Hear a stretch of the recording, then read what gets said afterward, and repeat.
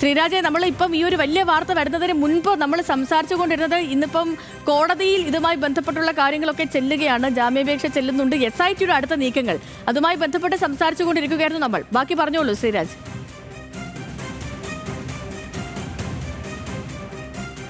സേതു, അതുതന്നെയാണ് പ്രധാനമായും രാഹുലിനെ എത്തിച്ച് തെളിവെടുക്കണം. കൂടുതൽ ഇക്കാര്യങ്ങളിൽ കസ്റ്റഡിയിലെടുത്തുകൊണ്ടുള്ള നടപടിക്രമങ്ങളിലേക്ക് അന്വേഷണ സംഘത്തിന് കടക്കണം. അതിനുവേണ്ടി തന്നെയാണ് കസ്റ്റഡി അപേക്ഷ 7 ദിവസത്തേക്ക് നൽകിയിട്ടുള്ളത്. കസ്റ്റഡിയിൽ വിട്ട് കിട്ടാൻ തന്നെയാണ് സാധ്യത. ഇന്നലെ തന്നെ, അതായത് രാഹുലിനെ കസ്റ്റഡിയിൽ വാങ്ങി അറസ്റ്റ് രേഖപ്പെടുത്തി കോടതിയിൽ റിമാൻഡ് ചെയ്യുന്നതിന് തൊട്ട് മുൻപ് തന്നെ പ്രതിഭാഗം അഭിഭാഷകൻ ജാമ്യാപേക്ഷയും നൽകി കഴിഞ്ഞിരുന്നു. പക്ഷേ പ്രതിഭാഗത്തിന് ഉറപ്പാണ് ഈ പ്രത്യേക അന്വേഷണ സംഘം ഈ കസ്റ്റഡി അപേക്ഷ നൽകിക്കഴിഞ്ഞാൽ ഉറപ്പായും കോടതി കസ്റ്റഡിയിൽ വിട്ട് നൽകുകയും ചെയ്യും. അതുകൊണ്ട് തന്നെ അതിനുശേഷം മാത്രമായിരിക്കും ഈ ജാമ്യാപേക്ഷ അടക്കമുള്ള നടപടികളിലേക്ക്, ജാമ്യം ലഭിക്കുന്നതിന് വേണ്ടിയിട്ടുള്ള കൂടുതൽ ശ്രമങ്ങളിലേക്ക് ഈ പ്രതിഭാഗം പോവുക. എന്തായാലും അന്വേഷണ സംഘത്തിന് ഈ തിരുവല്ലയിൽ വെച്ചാണ് ഈ സംഭവങ്ങളെല്ലാം നടന്നിട്ടുള്ളത് എന്ന് പറയുന്നുണ്ട്. അതുകൊണ്ട് തന്നെ സ്വാഭാവികമായും ഈ പ്രതിയെ കസ്റ്റഡിയിലെടുത്തുകൊണ്ട് വിശദമായ അന്വേഷണത്തിന്, വിശദമായ പരിശോധനയ്ക്ക് അന്വേഷണ സംഘത്തിന് സമയം ആവശ്യമുണ്ട്. അതിനു വേണ്ടിയിട്ടാണ് കസ്റ്റഡിയിൽ എടുത്തുകൊണ്ടുള്ള നടപടികളിലേക്ക് കടക്കുക.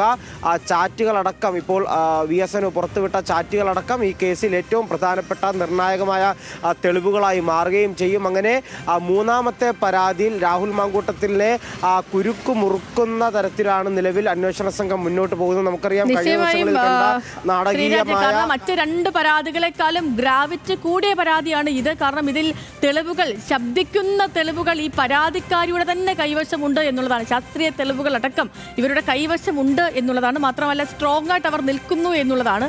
ഇനി ഈ പറയുന്ന പോലെ ഇപ്പം ശ്രീരാജ് പറഞ്ഞതിനെ തുടർച്ചയായിട്ട് ഈ സംഭവത്തിന്റെ, അതായത് ഈ കേസിന്റെ അടുത്ത ഘട്ടത്തിലേക്ക് SIT പോകുന്ന കാര്യമാണ് ശ്രീരാജ് പറഞ്ഞത്. അതിനെ തുടർച്ചയെന്നോടെ ഇതിന്റെ നിയമവശങ്ങൾ കൂടി പരിശോധിക്കാം. ഷപ്ന കൂടി നമുക്കൊപ്പം ചേരും. ഷപ്ന, അപ്പോൾ ഇനി നമ്മൾ അറിയേണ്ടത് ഈ കേസുമായി ബന്ധപ്പെട്ടുള്ള നിയമവശങ്ങളാണ്. ഇപ്പോൾ 2 കേസ്, ഇപ്പോൾ 3 പീഡന പരാതികളാണ് നമ്മുടെ അറിവിൽ പോലീസിന്റെ അറിവിലൊക്കെ ഉള്ള 3 പീഡന പരാതികളാണ്.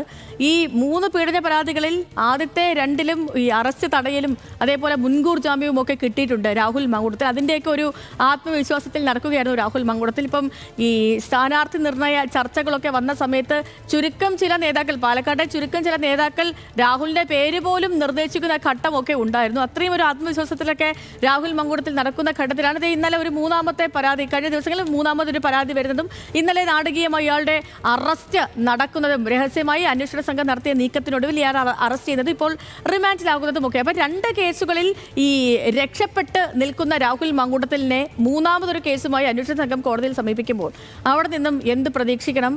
ഇന്ന് ഈ കേസുമായി ബന്ധപ്പെട്ട കോടതിയിൽ നടക്കാനിടയുള്ള കാര്യങ്ങൾ എന്തൊക്കെയാണ് ഷപ്ന? സേതു, നമുക്കേതായാലും ഈ രാഹുൽ മാങ്കൂട്ടത്തിൻ്റെ ഈ 3 കേസുകളെക്കുറിച്ചും ചെറുതായി ഒന്ന് പരിശോധിക്കാം. കാരണം ആദ്യം നമുക്കറിയാം, ആദ്യം ഒരു പരാതി വരുന്നു. ആദ്യ കേസിൽ ഈ മുൻകൂർ ജാമ്യത്തിന് ഇത്തരത്തിലൊരു പരാതി മുഖ്യമന്ത്രിയുടെ മുന്നിലെത്തുകയും മുഖ്യമന്ത്രി അത് പിന്നീട് പോലീസിന് കൈമാറുകയും ചെയ്തപ്പോൾ മുൻകൂർ ജാമ്യത്തിന് രാഹുൽ ശ്രമിക്കുകയായിരുന്നു. മുൻകൂർ ജാമ്യം കീഴ്ക്കോടതി, അതായത് ഈ സെഷൻസ് കോടതി അനുവദിച്ചില്ല. തുടർന്ന് ഹൈക്കോടതിയെ സമീപിക്കുന്നു. ഹൈക്കോടതിയെ സമീപിക്കുമ്പോൾ പിന്നീട് ഹൈക്കോടതിയെ സമീപിക്കുകയും ഹൈക്കോടതി അറസ്റ്റ് തടയുകയും അറസ്റ്റിനുള്ള വിലക്ക് നീട്ടുകയും ഒക്കെ ചെയ്യുന്നു. 21-ാം തീയതി വരെ ഇത്തരത്തിൽ ആദ്യ പരാതിയിലെ അറസ്റ്റ് വിലക്കിയിട്ടുള്ള ഹൈക്കോടതി ഉത്തരവ് നിലനിൽക്കുന്നു. അതുകൊണ്ട് ആദ്യ പരാതിയിൽ രാഹുലിനെ അറസ്റ്റ് ചെയ്യാനുള്ള സാധ്യതയില്ല. പിന്നീട് വന്ന പരാതിയിൽ മുൻകൂർ ജാമ്യം സെഷൻസ് കോടതിയിൽ നിന്ന് തന്നെ ലഭിക്കുന്നു. അതുകൊണ്ട് തന്നെ ആ കേസിലും അറസ്റ്റ് ചെയ്യാൻ സാധ്യതയുണ്ടായിരുന്നില്ല. അതിനും ശേഷമാണ് ഈ 3ാമത് ഇത്തരത്തിലൊരു പരാതി വരുന്നത്. 3ാമതെത്തുന്ന പരാതിയിൽ അന്വേഷണ സംഘം വളരെ കൃത്യമായി തന്നെ, വളരെ രഹസ്യമായി ഇത് ഓപ്പറേറ്റ് ചെയ്തു എന്ന് തന്നെ നമുക്ക് പറയാം. വരും. കാരണം നമുക്കറിയാം, വാർത്തകളിലൊക്കെ വന്നതാണ്, പോലീസുകാരെ, ഈ അറസ്റ്റ് ചെയ്യാൻ ചെന്ന പോലീസുകാരെ പോലും ഇത്തരത്തിലുള്ള വിവരങ്ങൾ അറിയിക്കാതെ എന്തിനാണ് അറസ്റ്റ് എന്ന രീതിയിൽ ഉന്നത ഉദ്യോഗസ്ഥർ മാത്രം അറിഞ്ഞ് ആ രീതിയിൽ വളരെ രഹസ്യമായിട്ടാണ് ആ അറസ്റ്റ് നടത്തിയത്. അതോടൊപ്പം തന്നെ എടുത്തു പറയേണ്ടത്, ഹൈക്കോടതിയിൽ അതിന് തൊട്ട് മുൻപുള്ള ദിവസം ഈ ആദ്യ പരാതിയിലെ മുൻകൂർ ജാമ്യാപേക്ഷ വന്നിരുന്നു.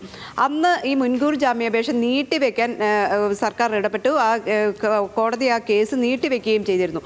അതൊക്കെ ഒരു പക്ഷേ ഈ മൂന്നാമത്തെ കേസിലെ അറസ്റ്റിന് വേണ്ടിയിട്ടുള്ള ഒരു ഗുരുതരമായ അല്ലെങ്കിൽ ഇത്തരത്തിലൊരു ഗുരുതരമായ ആരോപണം ഉന്നയിച്ച സാഹചര്യത്തിൽ അല്ലെങ്കിൽ ഈ ഒരു പരാതി വന്ന സാഹചര്യത്തിൽ അത്തരത്തിലൊരു നീക്കമാണ് എന്ന് തന്നെ നമുക്ക് സംശയിക്കേണ്ടിയിരിക്കുന്നു. ആ രീതിയിലൊക്കെ പോലീസ് നീങ്ങിയാണ് ഈ അറസ്റ്റിലേക്ക് എത്തിയത്. പിന്നീട് കോടതിയിൽ ഹാജരാക്കി റിമാൻഡ് ചെയ്യുകയാണ്. റിമാൻഡ് ചെയ്തതിന് ശേഷമാണ് ഇന്നിപ്പോൾ കസ്റ്റഡിയിൽ വാങ്ങാനുള്ള ശ്രമം നടത്തുന്നത്. ഏതായാലും രാഹുൽ മാങ്കൂട്ടത്തിലിനെ റിമാൻഡ് ചെയ്ത സ്ഥിതിക്ക് ഇതുമായി ബന്ധപ്പെട്ട തെളിവെടുപ്പിലേക്ക് പോലീസിന് പോകേണ്ടതുണ്ട്.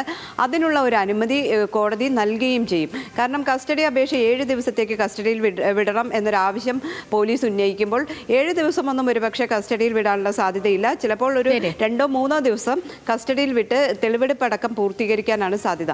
കസ്റ്റഡി അപേക്ഷ കോടതിയുടെ പരിഗണനയിൽ ഇരിക്കുമ്പോൾ ഒരു രീതിയിലും ജാമ്യാപേക്ഷ പരിഗണിക്കില്ല.